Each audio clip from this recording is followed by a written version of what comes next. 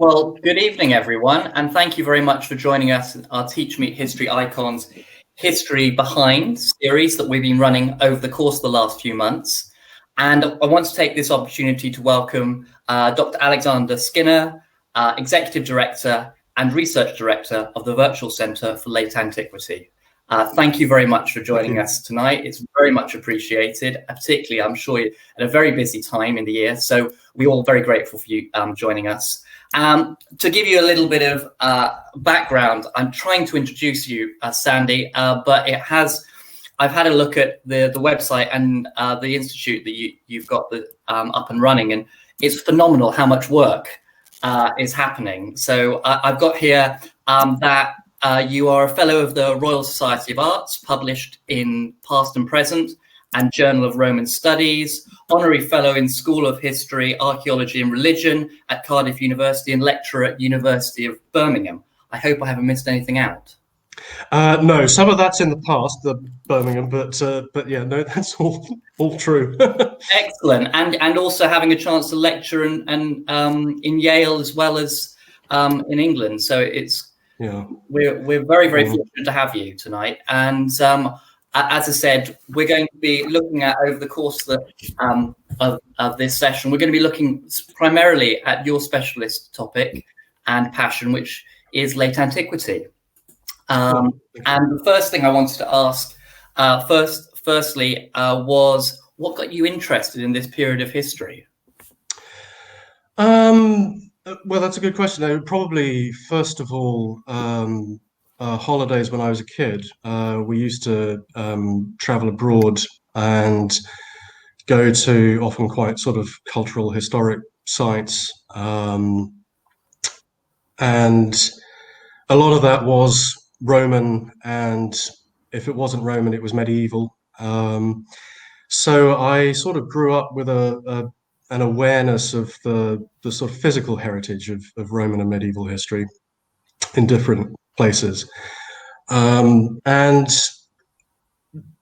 eventually, I mean, after a while, I thought I really wanted to study that at university, really, both of those. And so I was looking for universities to be a student where I could combine those two things, which in Britain tends to mean bridging the divide between ancient history that tends to fall into classics and medieval history that gets sort of taken into history departments, very often separate things. But certain places will do both. And once I started my studies, I discovered late antiquity in my second term at Oxford as an undergraduate, and that was really a very eye-opening experience, because apart from anything else, it meant that I didn't have to choose between the two, since everything became relevant. You've got to sort of draw on an understanding of the Roman past in order to sense what's going on in late antiquity, but at the same time, you know, the Middle Ages proper, as it were, is where you're heading by the end of that period. So for me, it sort of resolved two interests, and turned out to be very interesting in its own right anyway.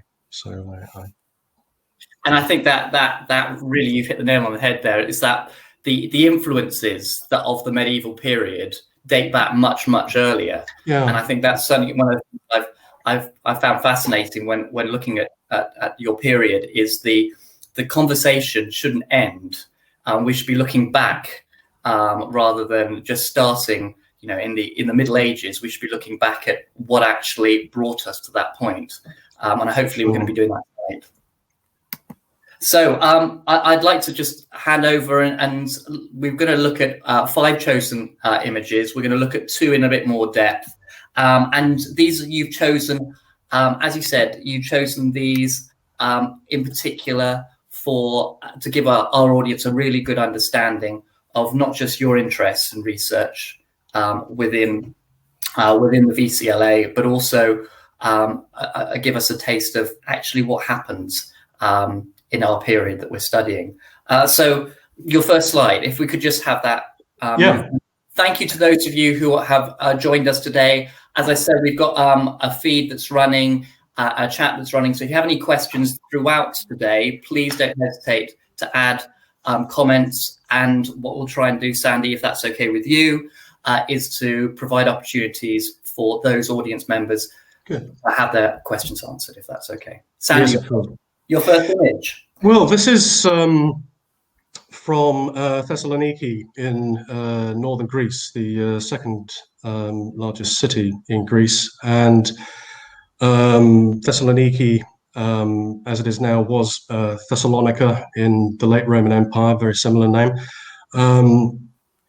And this sort of combination of monuments form part of a complex of urban development under the Emperor Galerius, who reigned in the very end of the 3rd century in the 290s and into the very beginning of the 4th century. Galerius was emperor in a period when something called the Tetrarchy was running the empire. Tetrarchy is rule of 4. And basically, the empire had gone through an extraordinarily sticky patch in the 3rd century with a lot of frontier problems and internal political instability. And it's coming out of that phase of difficulty, sometimes sort of broadly described as the 3rd century crisis by the time you get to Galerius. And one of the ways that they stabilize power is by having this college of 4 emperors. And so you get 2 senior emperors called Augusti and 2 deputies called Caesars. And Galerius starts off as a Caesar, marries into the family of Diocletian, who's the senior emperor, and eventually steps up and becomes an Augustus, one of the senior emperors himself. Along the way, he has a very major victory over the Sasanian Empire, which is the Persian Empire to the east that's neighboring Rome at the end of the 290s. And as is rather customary when Roman emperors win victories, he builds a monument to commemorate it. And so the arch that you see in the top of this combination is the Arch of Galerius is really smack in what would have been the center of ancient Thessalonica is to celebrate that. And you can sort of make out at the base of the 2 central pillars where there's a lot of carvings which actually show sort of depictions of the Romans defeating the Sasanians. So this is part of the sort of revival of the sort of might and success of the Roman Empire after what had been a difficult period. If one goes back a generation or so, say to 260, the Romans had actually suffered a humiliating defeat. The Emperor Valerian had been captured by the Persians and kept in captivity after that. So this is, as it were, the Romans drawing a line under that part of their history. So starting a new chapter then. Yes, and you can see 3 arches. Originally there were actually 8 because you can just about see it breaks off, but there would have been another arch, small arch to the left, just as you can see to the right. But in addition, they were doubled up, so there were actually 2 rows of arches. So it was a very large monument, and basically cutting through a sort of crossways at the heart of the city. And it forms part of this large complex that Galerius builds. If you go up to the arch from the direction that we're looking at it and face 90 degrees right, then you see the rotunda in the view that you have it here. You're looking at it from that direction. And that was, again, a rather typical sort of monument that some rulers did build. We probably intended as a mausoleum. It's possible it might have been intended as a temple, but probably a mausoleum. And if you turned leftwards from the arch, you'd be looking at the actual palace itself. The rotunda is about 2-3 minute walk from the arch. The palace, likewise, very close by. So it's an enormous sort of complex. The palace survives in sort of in form of excavation. It's not really much above ground, but you can go and see where they've done digging. So this sort of complex is part of the expression, a sort of monumental expression of the revival of Roman power at the end of the 3rd century and the beginning of the 4th century. What we sort of think of as the transition really to the later Roman Empire. One of the things I think that did sort of early on shape the study of late antiquity in the sort of 50s, 60s, 70s particularly, was a renewed appreciation of that revival of the empire in the late 3rd and 4th centuries. Instead of simply seeing a sort of continuous trajectory of decline through the 3rd century problems to the sort of fall of the West in the 5th century. In fact, you've got this period in between where the empire bounces back. The tower that is standing next to the rotunda, to the left of it, I was thinking about cutting this out because of anachronism, but I decided to leave it in because actually it speaks to the sort of multi-layered nature of the history of Thessaloniki. It's a minaret which was added after the city fell to the Ottomans in, I think it was, let's check notes, 1430. And at some point after that, they constructed a minaret. And then, of course, the city goes through various other permutations after that. Of course, with the dissolution of the Ottoman Empire and various changes in the 20th century. But so you have, as always, with these sort of things where you're seeing ancient monuments that are in amongst a modern city, you have that sort of interesting combination of things going on around it that remind you of other layers of the history of the city. Hi, Sandy. Hiya. So I mean, I can expand a bit on, if you'd like, about Galerius and other things, but I don't want to go on over long.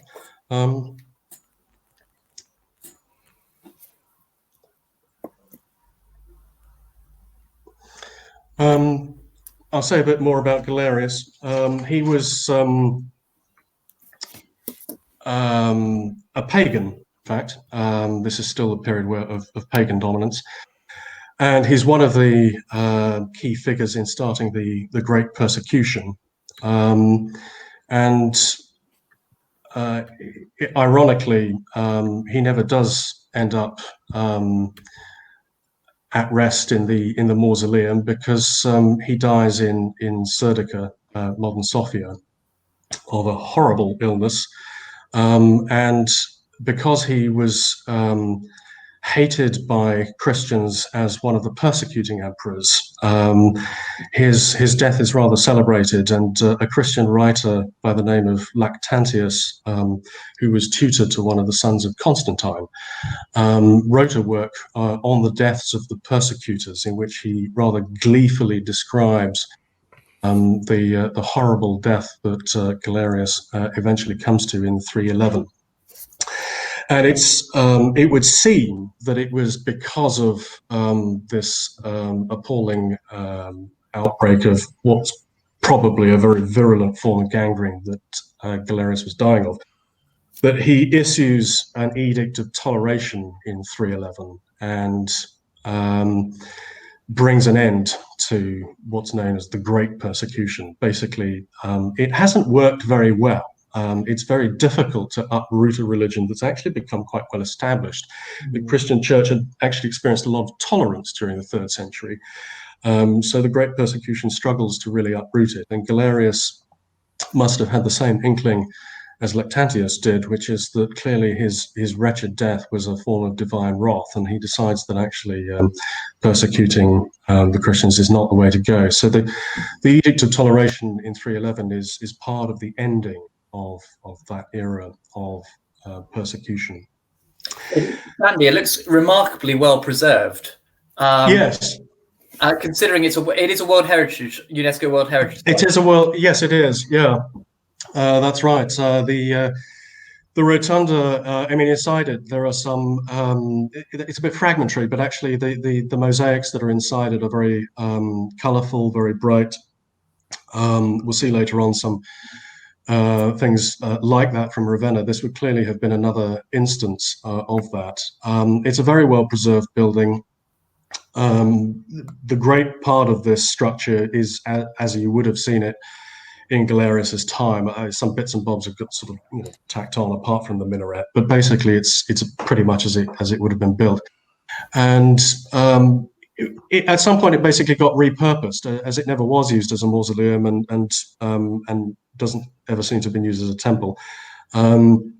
It became a church at some point, and we don't know exactly how long after Galerius' death it got repurposed for that, but sooner or later it became a church, and then, as I say, a mosque at some point in the Ottoman period. But it's so I think Galerius is not one of those emperors that's in any way admired. He's a somewhat frightful figure in some ways, but he does curiously highlight two important sort of themes going on in the Roman Empire in this period, one of which is its military revival, and it's the strengthening of its position in relation to the Sasanian Empire to the east. And the other one is its religious history, which has a sharp tang of conflict in this period. And of course, coming out of that, we'll move into the 4th century, where religious change and the process of Christianization is one of the defining features of the age. Yeah. Carol, if you don't mind, Sandy, I'd like to just Carol, are there any questions that... Yeah, we actually, just interestingly, going back to this idea of the military revival, we've got a question from Scott saying this idea of the empire bouncing back. Was there any idea among the rulers that in the West that the Western part would collapse so soon afterwards? No, I don't think so. In some ways, the East and the West had both experienced a very extreme period of weakness in the 260s, early 70s. So about a generation before Galerius. Both of them had faced sort of semi-breakaway or at least highly autonomous regimes on their own territory. In the East, you had a Palmyra regime, a regime in the city of Palmyra in Syria, that was actually more effective at dealing with the Persians than the Romans themselves were. And so, of course, it became temporarily a very considerable force in the region. And over in the West, you had the same thing in Gaul. There was a regime that was very, very autonomous. Both of these get shut down by central Roman authority in the 270s. And I think at that point, and in the sort of time of the Tetrarchs, I don't think anyone really would have been thinking that one half of the empire is more done for than the other. It's a moot point why it panned out the way it did, and there's a lot of rather vigorous debate about what's really driving the situation in the West. To what extent it's purely an external matter of migrating barbarians, or to what extent there are endogenous problems in terms of how the empire functions and so on. Questions of the loyalties of its leaders or its peoples or what have you. And there may well be, in all likelihood, some balance of these factors. My own view is that it may well be that in the 4th century, the Western revival is more dysfunctional than the Eastern revival. And that contributes to 5th century circumstances. But the thing is that in AD 300, or perhaps I should say 300 CE, the fall of the Western Empire is a long way away. It's still it's still a long way off. And they couldn't have predicted it. No, absolutely not. No. When it gets to the point that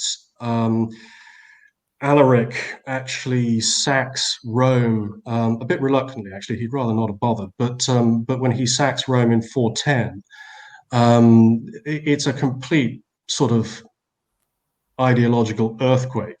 People have not seen it coming. And in fact, I think had the senators at Rome themselves seen it coming over the previous couple of years, they would have behaved rather differently. basically Alaric was just looking to cut a deal for some money and some supplies for winter, and the Roman Senate were extremely truculent and telling him to get lost. And eventually he just said, well, I need stuff. But no, it's not something that before that people really envisaged. Thank you, Sandy. I'm conscious. I'd like to move on to, if that's okay, Sure. your second choice of object with a focus. This particular image that you've chosen. Can you tell me the story behind it? Yes, this is from Paphos in Cyprus, Paphos in antiquity as well, and this comes from a 4th century house, and it is a pagan themed mosaic. It's a very sort of well-known pagan motif, and so as always with ancient history, you're often doing sort of jigsaw puzzle work, in this case quite literally.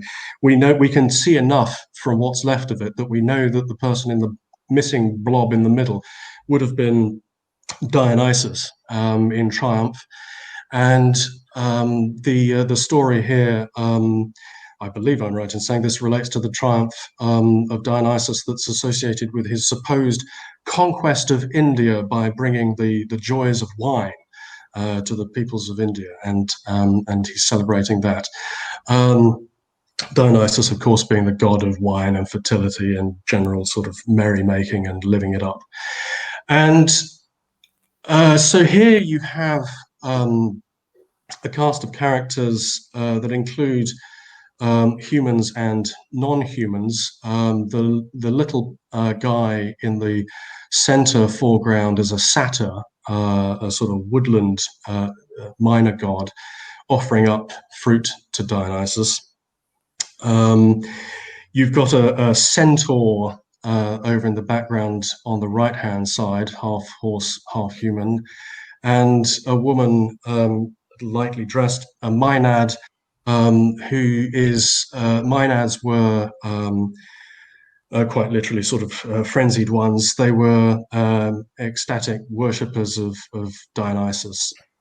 So you have here really a very sort of deeply traditional classical motif, and it's decorating a private aristocratic house that's been built in sort of the mid 4th century, which we can understand that from the archaeological context. And I thought I would introduce this one because, of course, by this time we're moving into a period where, with a very brief exception of the Emperor Julian, 361 to 363, we're otherwise into a period of Christian emperors. Right. And so, of course, you're into that process of religious change in the 4th century where you have Christian emperors, but you still have a great deal of religious and cultural continuity with a deeply rooted classical past. And it's interesting, I think, that this is not simply something that's sort of carried over from an earlier period, a house that had already been built before you're into the era of Christianization, but it's actually being built during this period. And the owner of the house has had it decorated with a lavish sequence of very sort of classical motifs that in thematic content are obviously irreducibly pagan. And Sandy, would this have been in a dining room, I gather? Yes, absolutely. So for guests to see at a meal. Yeah, absolutely, yes. So it's sort of themed around the idea of plenty and merriment in what would be a dining room context. So it's very appropriate to the setting, and very traditional. Absolutely, would be very, very familiar and well established to anyone who'd be likely to be getting an invitation to a dinner at this house.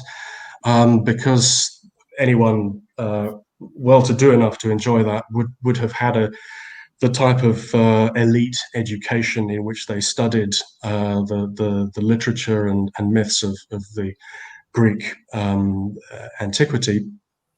And so this would have been very well appreciated as a time-honored sort of motif, very traditional. Of course, What the local bishop at this point might have to say about it is a different matter, because this would have presented very sharply the sort of problem that you have in the 4th century, which is how much classical culture can you bring across into the tempora Christiana, into the Christian times, as it were, without it carrying religious weight?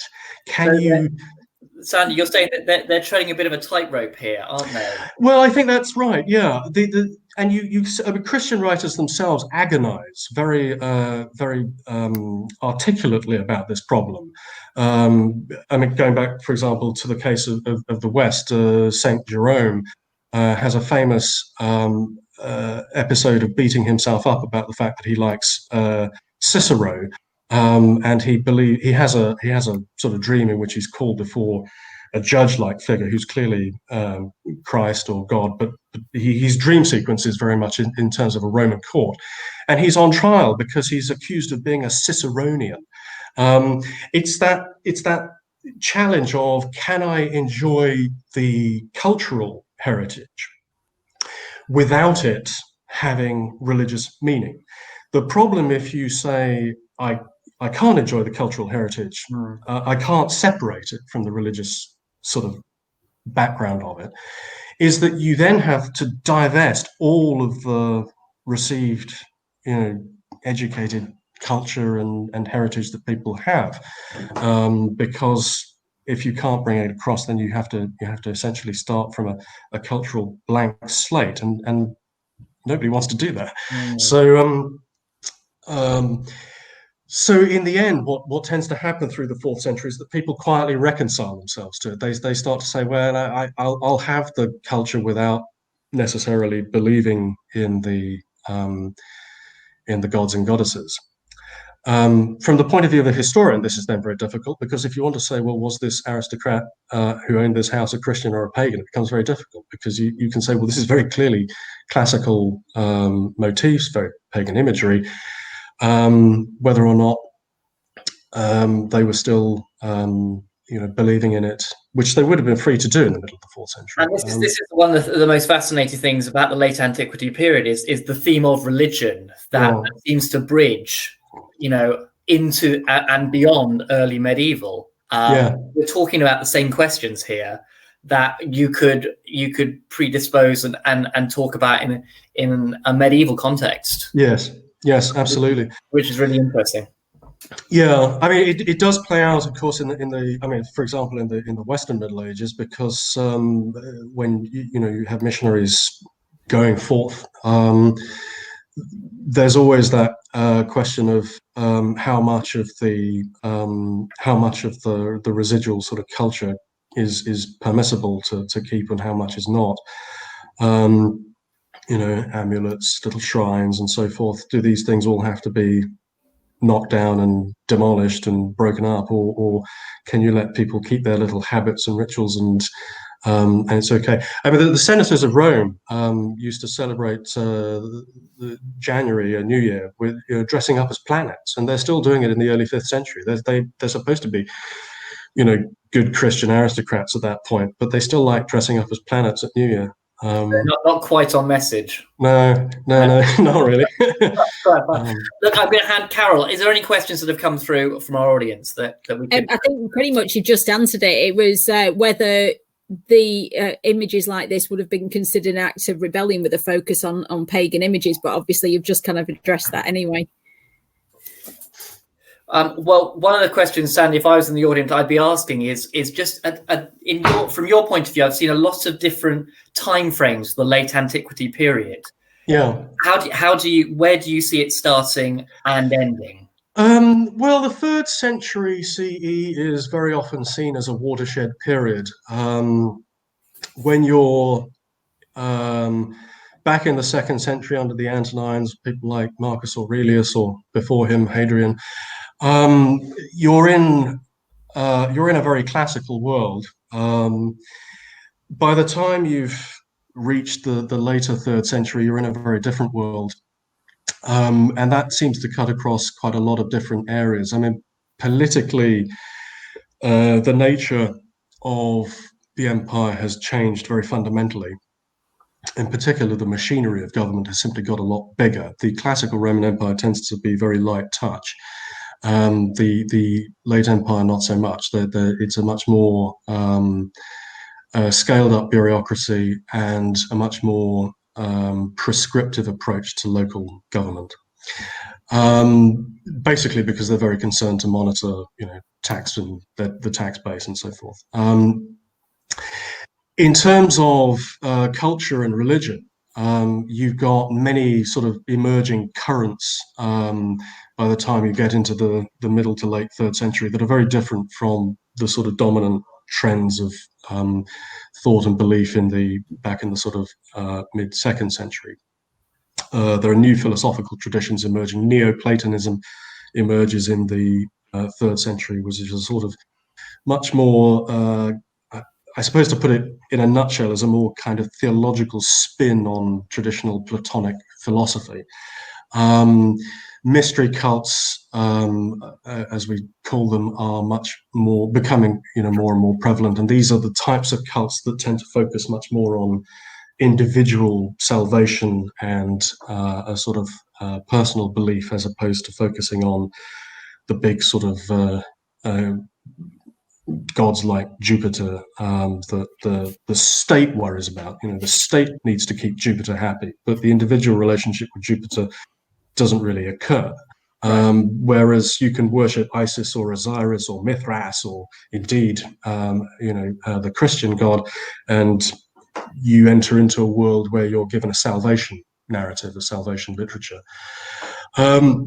Those currents they're not non-existent in the 2nd century, but I think the tendency is for that to become a more prevalent direction of development through the 3rd and into the 4th century. And there are again economic and social things as well. One could expand, but I think in terms of where it starts, that sort of the 3rd century is a watershed. It's a watershed moment. Yeah, and bookended by a period 750, 800 CE. I think it depends where you are. Because there is a period, isn't there, where the early medieval period begins. Yes, yes. It depends in a sense where you are. I think the further east you travel, the longer various ancient patterns of life actually continue.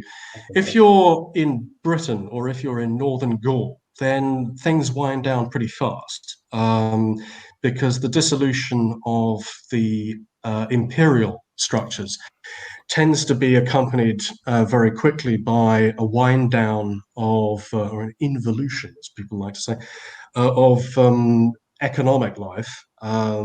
Essentially, there's a serious downgrading of living standards in a lot of the sort of more peripheral areas.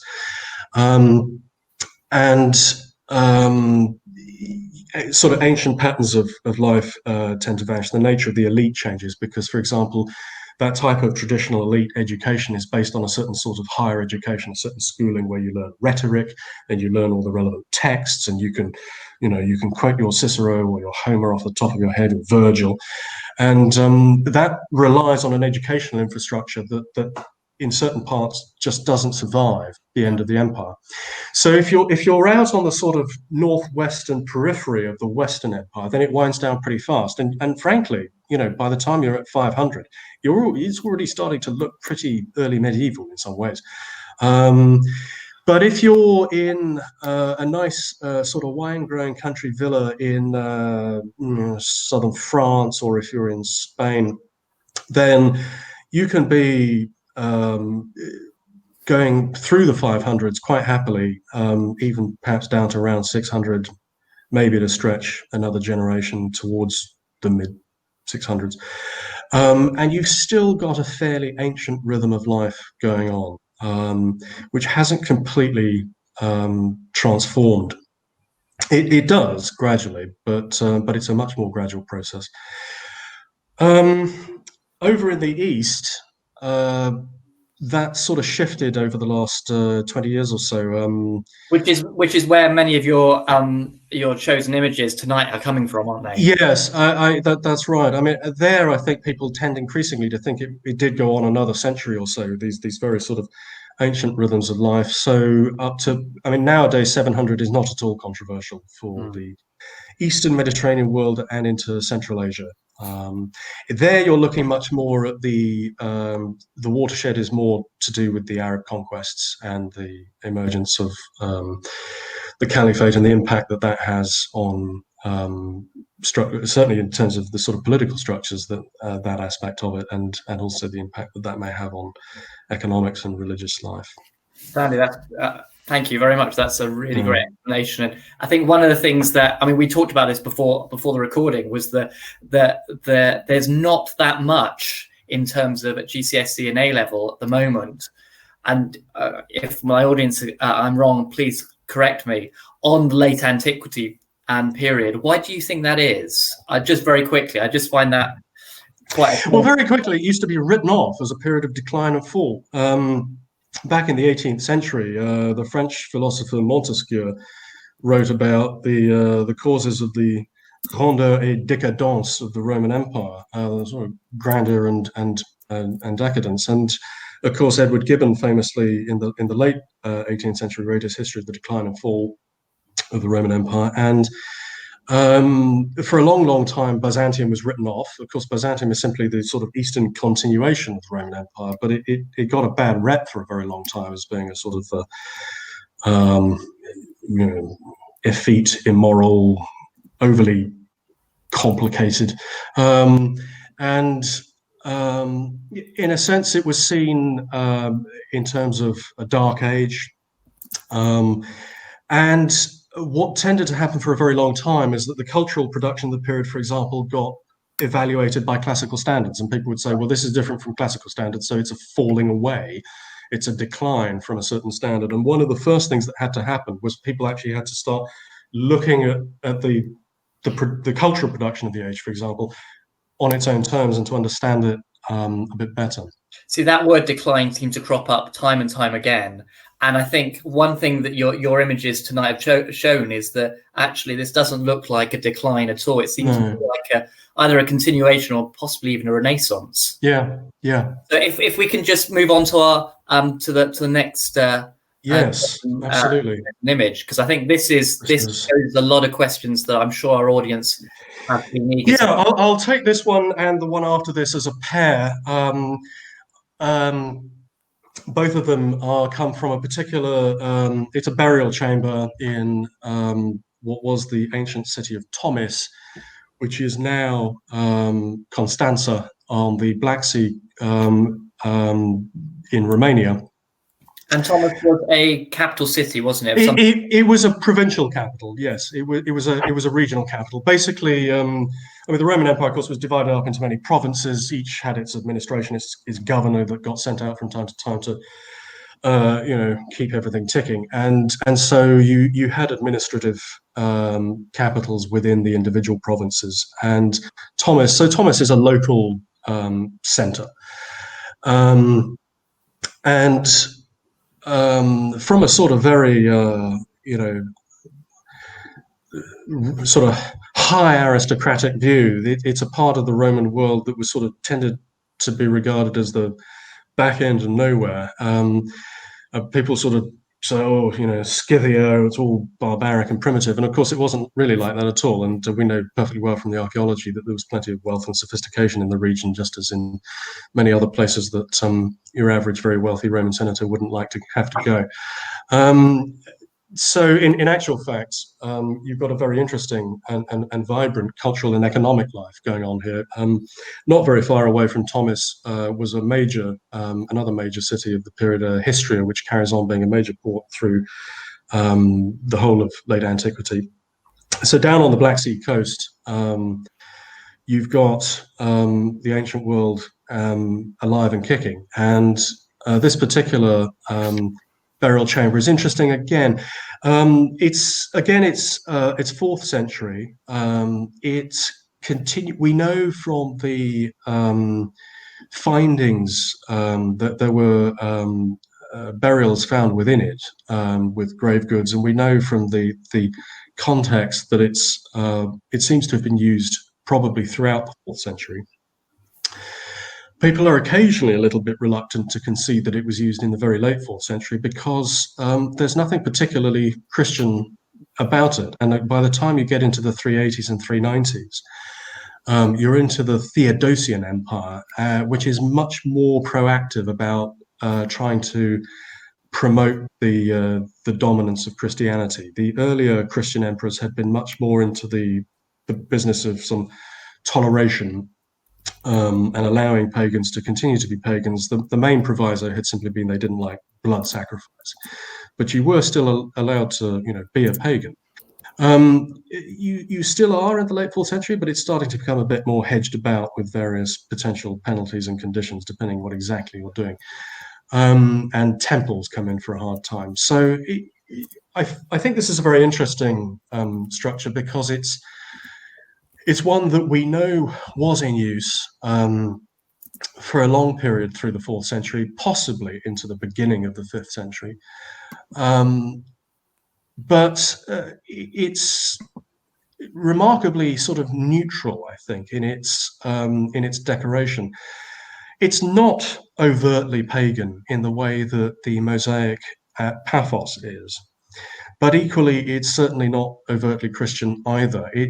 What it does is it navigates a very interesting sort of middle ground. The slide here is just to give you a sort of an overall view of the setting. Is an underground burial chamber, and the dark blob on the front left would have been one end of it, the end that we're looking through. But the motifs are all very very neutral. This is painting done on dry plaster, another type of artwork, incidentally. I'll move forward from this to show some of these motifs more close up with my next slide, if I may. Sandy, who would have been lay to rest here? Are we talking about the upper echelons of society? Are we talking people, traders? We're talking about certainly locally well-to-do, not very high imperial aristocracy, but certainly people who were well-heeled in local Thomas society.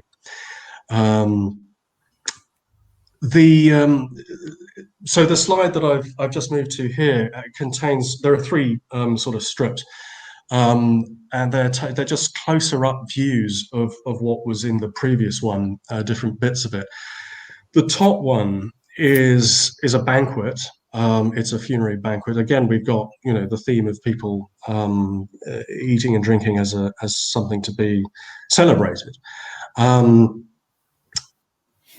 It's an oddly male affair. I don't know why, because a separation of the sexes was not necessarily obligatory. We can see, in fact, that these people would have been well-heeled because a couple of the figures in the banquet, the 2 standing people on either side, are servants who are sort of carrying vessels.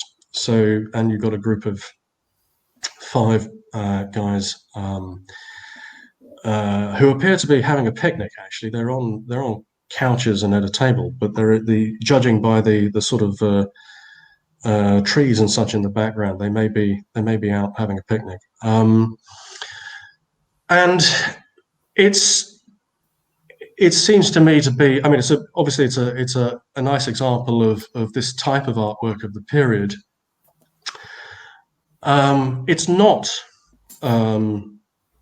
overtly pagan or Christian. It's a banquet scene, and if one looks at the middle strip, you've got partridges, 4 partridges, and a couple of them are helping themselves to a goblet. You've got a rabbit who's tucking into some fruit from an upturned bowl. And in the bottom section, you've got a couple of peacocks helping themselves to some pomegranates.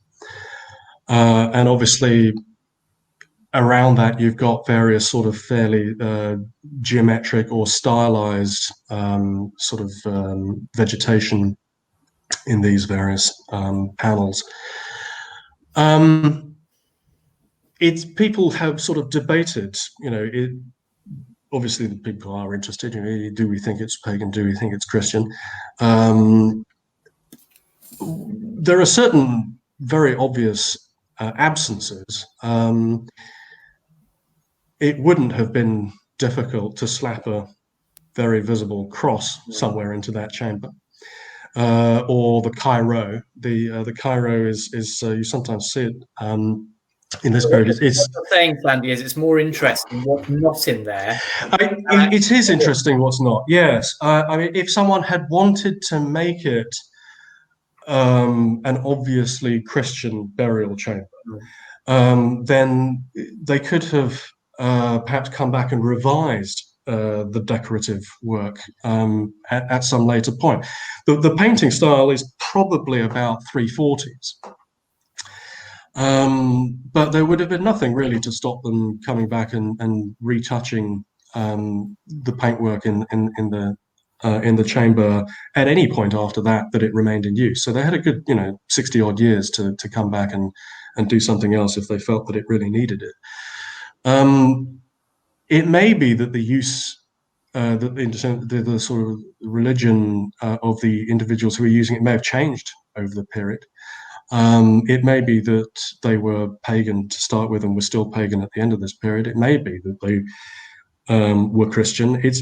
But it's one of these interesting cases, and you get this in this period, where you get a kind of shared ground that is quite neutral, where people can exploit and deploy motifs that don't oblige one to react in a religious way. Don't offend anyone. Yes, absolutely, and you do see this sort of thing going on. You see it with, for example, calendar decorations of the period and things like this, where you get the use of motifs that are. I mean, sometimes you get a sort of a melding of content, which is interesting as well. But you also get the exploration of motifs that don't point in any particular direction at all. People occasionally say, "Oh, it must have been Christian because of the direction of the burials, which way they're the sort of east-west orientation and so on." But of course, that doesn't specifically tell you anything. None of the grave goods that were found have religious bearing. Really, nothing definitive. Can I jump in there? Because we've got a question here that actually links very nicely to this. Had the pagan burials started to assimilate any Christian rituals or traditions by this point? So obviously not in this particular tomb, but generally. That's a tremendously difficult question to answer. I'm not expert enough to give an overall view of that, but there is, I think what tends to happen, that the practices change as people's own religious commitments change. So you see more Christian sort of styles of burial as people convert, and even if they don't begin their lives as Christians, they may potentially end their lives as Christians, and that is often reflected in choices of grave goods or the particular decorative contexts in which they're set. But again, you do get a lot of continuing tradition. For example, one of the arguments that's presented for saying that the people buried here could have been Christian is that you get the same motifs turning up in Christian catacombs in Rome. So people say, "Oh, well, Christians are using this artwork too, so maybe they're Christians." Well, maybe they are, but we just don't know. I think, but people are very reluctant. Of course, the question actually presents one of the big challenges, which is to what extent can you make inferences about people's beliefs from the burial patterns, and the risk is that you're actually into a circular argument. I hate to pop out on this one, but it's actually almost an insoluble question. Can I move on to the next slide, because I think it might provide a really nice, maybe even a possible answer to that question. This, I think, is an absolutely stunning picture. I gather Italy, later antiquity. Yeah, this is now we're into the middle of the 6th century. We're on into the 540s here. This is from Ravenna in northeastern Italy. And Ravenna is a very major imperial center in the period. The Western Roman regime isn't actually that fussed about. I mean, it's an awfully bad thing ideologically, but in practical terms, they're not that fussed about Rome being sacked in 410 because they're not ruling from Rome anyway. They're based up in Ravenna, which is a much safer place to be. It's built in a marsh. It's very hard to attack, it's from 402 down to the end of the Western Empire in 476. It remains the functioning capital of the Western Empire, such as it was. And afterwards, you have a period of sort of transition to, as it were, barbarian rule. Odoacer, the last generalissimo of the Western Empire, basically decides that he can get along perfectly fine without having an emperor to answer to. The Roman Senate decide to back him up on that. They all write to the Emperor Zeno in Constantinople and say, can Odoacer please rule on your behalf? Zeno doesn't have a lot of choice, so he writes back and says, yes, that's fine. And so you transition to a period where there is no emperor. And theoretically, the king that's ruling in Italy is doing so sort of with the approval and loosely on behalf of the Byzantine emperor. Zeno actually loses patience with this arrangement, and he gets Theodoric, the Ostrogoth, to go off to Italy, shift him out of the Balkans and get him to go off to Italy to defeat Odoacer. And so Theodoric becomes king of what we then call Ostrogothic Italy in 493. And he lives until 526, and it's somewhere around 526. It might be at the very, very end of his life, or it might be just afterwards, that the Basilica San Vitale in Ravenna is constructed. And all this while, Ravenna is remaining the center for Ostrogothic rule as well. Theodoric's own mausoleum is also very nearby. So it starts off being built by the Ostrogoths, but then the Emperor Justinian in Constantinople embarks on a reconquest of lost bits of the empire in the west. He has invasions of Africa and of Spain and of Italy. And the invasion of Italy gets going in the 530s and drags on for a very long time. It's extremely destructive. By the end of it, Italy really is in the early Middle Ages, simply because it's such a traumatic experience. But Ravenna itself falls in 540. So from 540, this essentially becomes a Byzantine center of power base in Italy. And as a result, by the time the church is being dedicated in the later 540s, I think 547. At this point, it's got Justinian and his Theodora, his wife Theodora, and other sort of similar motifs all over it. The two very famous panels in the apse of the church are Justinian himself in one panel and Theodora in another. And she's got her entourage with her. Quite considerable. Yes, well, absolutely. I mean, the court, I mean, in terms of sort of things that are different about the late empire from the earlier empire, the elaboration of court ritual is one of those features in terms of what's going on at the center, as it were, of power, wherever that happens to be, wherever the court is. A great elaboration of ceremonial and of entourage. And so she's got various, I suppose we might say, ladies in waiting with her on the one hand, and also her sort of the eunuchs. And eunuchs are very continue. I mean, they come in a good while earlier. They're already in use certainly in the 3rd century. but they continue through into the Christian period.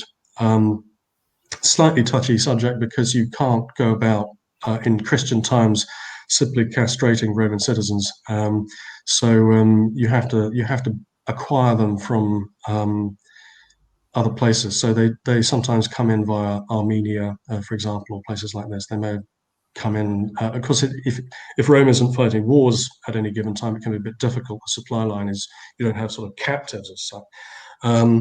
But anyway, Rome continues to, well, Constantinople, I should say, really continues to manage to acquire enough eunuchs to keep this type of operation going. And in as they're looking west to regain some of their lost empire, there is clearly a change that takes place at this very, very later stage of the period. What sort of change are you thinking of? I was thinking not just religious change seems to be fundamental to and the running theme throughout our talk this evening. Do you feel that there is a big renaissance in this period where Christian church now becomes very much a dominant feature of life? Yeah, I mean, one of the things that's happened over the period from, because in the 4th century, the church is reasonably well-to-do. A period of tolerance back in the 3rd century under pagan emperors had allowed a fairly good accumulation of wealth. So it's a fairly robust institution. It's able to withstand the great persecution, but it's a minority church in Roman society, and it doesn't have state sponsorship, and the level of wealth that it's accumulated is respectable, but it's got to compete with a lot of other religions in the marketplace, as it were. Once you get into the Constantinian period and beyond, this sort of thing starts to change, because Constantine, of course, starts the process of patronage of the Christian church. So church wealth starts to snowball. And by the time you get to the late 4th century, you get the withdrawal of state funding for pagan cults. So by the time you're into the 400s and then on into the 500s, you're in a situation where the pagan cults have been taken a serious financial hit, and of course are legally more and more regulated and then prohibited. So their positions have slipped almost. They're now on the periphery where. Yes, whereas the church has wealth has had, by the time you get to the middle of the 500s, wealth has been snowballing for over 200 years under Christian rulers. So, and this happens in various ways. The key target here for bishops in their localities, or for, as it were, the sort of higher management of the church, the great patriarchs, is to change aristocratic behavior, because the aristocratic audience is where the biggest cash flow will come from. The cultivation of bequests and the cultivation of gifts. And you get an interesting debate going on as to what the best process for this is. And St. Augustine in Africa, for example, is very good at getting people to make regular small gifts, because actually the African church has been snowballing wealth over a long period of time by people just, lots of people giving small amounts on a very regular basis. But up in Rome, for example, you get some very spectacular conversions by the very great senatorial families. And that, of course, leads people to sort of give away lavish amounts of wealth all in one go. Yeah. And so you get differences of opinion about what's the best thing to do and how to manage this. But yeah, the church, essentially one of the big changes is the economic underpinning of the church, and this is reflected in the sort of structures that you see. They become grander and more elaborately decorated.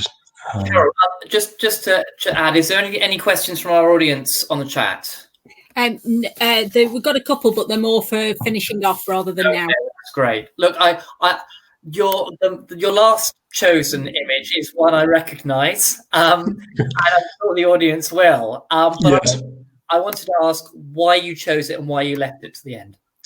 Well, this in a sense is where one ends up. Justinian and Theodora, of course, spend their time actually in Constantinople.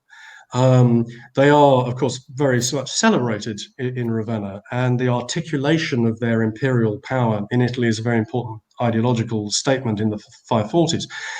But the beating heart of the later Roman Empire at this point is in Constantinople. And this is, in that period, of course, minus minarets, which come with the Ottomans, is the great church that's used by the aristocracy and the court, the palace, the emperor and the empress directly. It's right next to where the imperial palace was. The imperial palace is not still standing, but on Sultan Ahmet Square is where it used to be, and so it was a very short walk from the palace to go into Hagia Sophia. And so this is a very deliberate sort of statement about the nature of a Christian rulership. It's a very much a statement piece of architecture and intended to make a statement about the religious commitments of the regime itself. One of the reasons for that is that the second church got burnt down in the Nikar riot in January 532,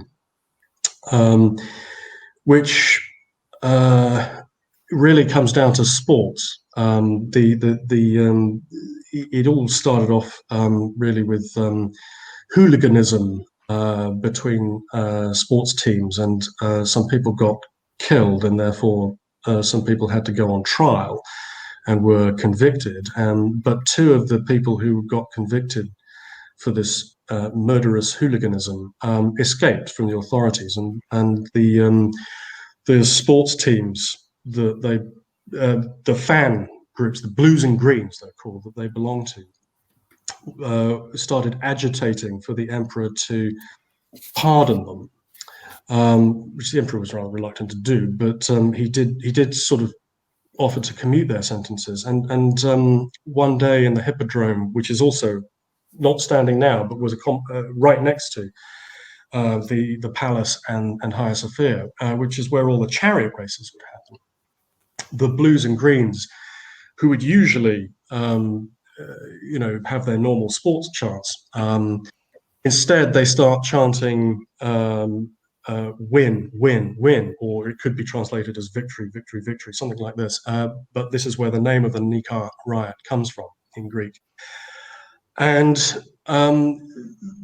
Justinian is very unpopular at this time anyway, because he's got a lot of taxes that have been unpopular and so forth, and they start rioting, and so the populace goes on the rampage and burns down a large chunk of the city, including the church that was on this side. And it's a moment that's a very vulnerable moment for Justinian, who starts to think that he needs to flee the city. And this is really where, so the story goes, Theodora really came into her own at a very critical moment for him, because he's considering escaping. And according to the historian Procopius, a 6th century historian, a contemporary, she says that emperors don't flee. You can't be an emperor and flee. There's no such thing as an emperor on the run. If you're an emperor, you stand and die. And she's famously quoted by him as saying, "The purple is a fine burial shroud." The purple, of course, purple was the imperial color of imperial robes. Historians naturally are a little unsure whether this is really true, because ancient historians like to, make up speeches and stories, and so people say, "Oh, Procopius just made this up." It's very difficult to know, but the truth is, Procopius didn't like Theodora. He's got a lot of very unkind things to say about her elsewhere in his writing, and she actually comes off rather well in this episode as being basically the sort of the backbone of the operation at the crucial moment. I'm inclined, for that reason, if no other, to believe that he got wind of something that may have happened, because he was very well informed. Of course. Carol, can I just ask those last questions you've got? Yeah, 2 questions. Firstly, and not to put you on the spot, but if you were to sum up late antiquity in a shortish sentence, what would you go with? Oh, I should have thought of that before I started, shouldn't I? Sum up late antiquity in a shortish sentence. An era of profound transformation. It's the essence of late antiquity that you start at the apogee of the ancient world, when the Roman Empire and the Persian Empire are at their height, and you finish up in the Middle Ages with no empire in the West, a middle-sized Byzantine state, and a caliphate. And that's a very different world in terms of everything from politics, economics, society, culture, religion. So it's the era that really defines that transformation. Fabulous. And the other question, for those of us who now know that we need to go off and find much more out about this, can you recommend any texts for those of us who are at a starting point? Yes, I can. The classic work that got a lot of this going in the English language is a book by a very distinguished historian called Peter Brown, and it's simply called The World of Late Antiquity.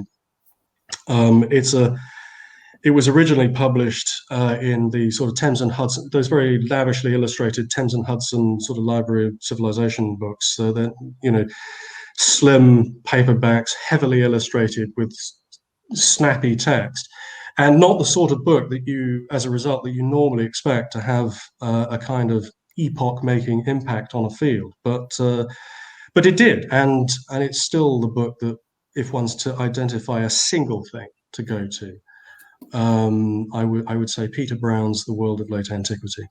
And Sam, you're writing your own book at the moment?